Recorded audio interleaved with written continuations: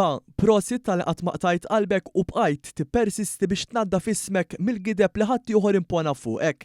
Kim dan il-kliem li bint id-deputat Laburista Carmelo Abela Nadine laqet l-aħbar fuq Facebook wara li l-Qorti tal-Appell ikkonfermat il-gideb ta' Jason Azzopardi dwar missiera.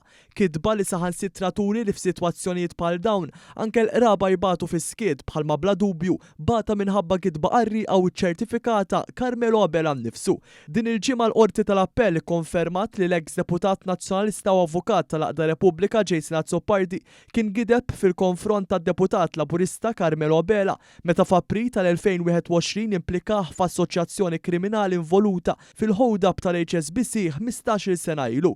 F'Settembru tas-sena l-oħra Azzopardi nstab ħati ta' malafama fl-ewwel qorti u kundannatu jħallas lil Abela is-somma ta' 7,000 euro bħala danni.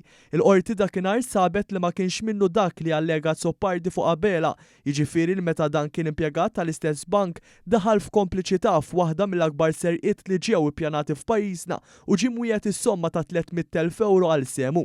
Ħaġa li issa ġiet ikkonfermata wkoll minn imħallef wara li Azzopardi appella mis-sentenza. Ta' min ifakkar kif meta f'Jannar li għadda kienet jitkellem fil-Parlament dwar dak li għadda minnu minħabba Jason Azzopardi, Carmelo Abela emozzjona ruħu. B'dakinhar tkompli toħroġ il-kattiverija tal-estremisti fil-Partit Nazzjonalista e kif sieħeb Azzopardi Carola Aquilina kien beda jitħaq. Bint Carmelo Abela fil-kitba tagħha żiedet tgħid li bħal ħafna nies il-familja tagħha qatt ma kellha dubju mill-integrità, l-onestà u l-kredibilità tiegħu. Sa dan it-tant il-bieraħ il-Partit Laburista organizza konferenza tal-aħbarijiet fejn innota skiet mill-Partit Nazzjonalista wara l-gidba iċ-ċertifikata ta' Jason Azzopardi.